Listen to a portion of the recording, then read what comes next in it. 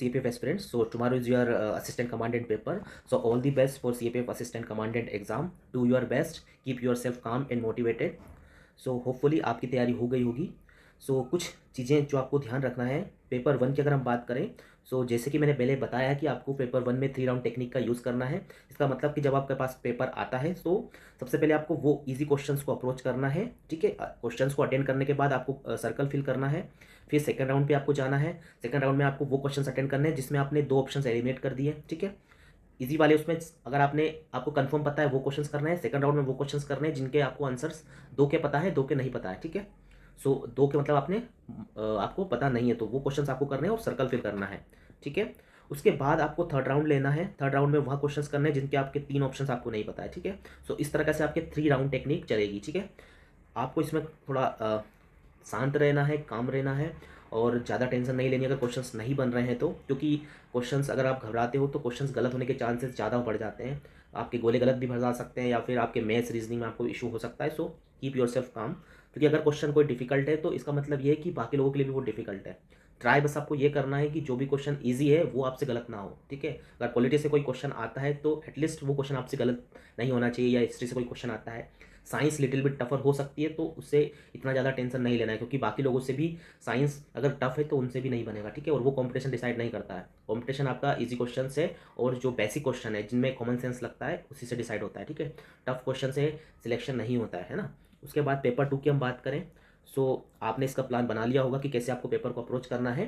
But आप try करिएगा कि सबसे पहले आप ऐसे करें, क्योंकि essay is the section where you have to devote more time.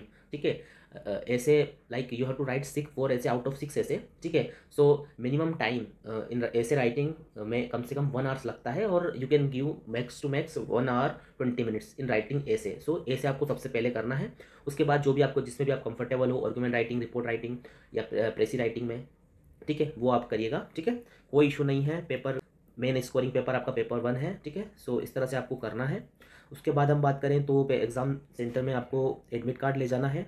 ठीक है, एडमिट कार्ड आपको ले जाना है. उसके बाद 2 फ़ोटो ले जाना है. इन केस अगर आपका जो फ़ोटो आपने स्कैन किया वो अच्छा नहीं है तो इसलिए आपको फ़ोटो की ज़रूरत पड़ सकती है. एक सबसे इंपॉर्टेंट चीज़, आपको स्लेट जरूर ले जाना है. ठीक है, क्योंकि जो भी एग्जाम सेंटर आपको मिला है हो सकता है कि उनकी बेंचेस ठीक ना हो. ठीक है, सो पेपर में आप स्लेट ले जाइए. और अगर बेंचेस ठीक नहीं है तो आप यूज़ कर सकते हैं. मैं भी लेकर गया था और मैंने भी यूज़ की थी. ठीक है, क्योंकि पेपर 2 में आपको टाइम कम रहता है तो आपको अच्छे से पेपर देना है.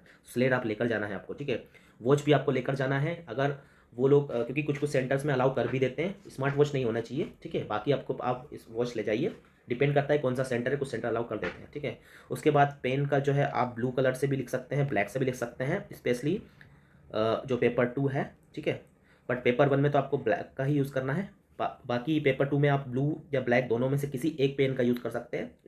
ठीक है, उसके साथ आपको बस यही सब चीज़ें हैं जिनको आपको ध्यान देना है. ठीक है, सो ट्राई करेगा कि आप आज की नींद अच्छे से लें और जल्दी उठकर, ठीक है, आराम से आप कम 8 आवर्स की आपको नींद लेनी है ताकि आपका दिमाग चल सके, क्योंकि नींद पूरी नहीं हो पाएगी तो कुछ चीज़ें जो याद रहती हैं वो भी आप भूल सकते हो.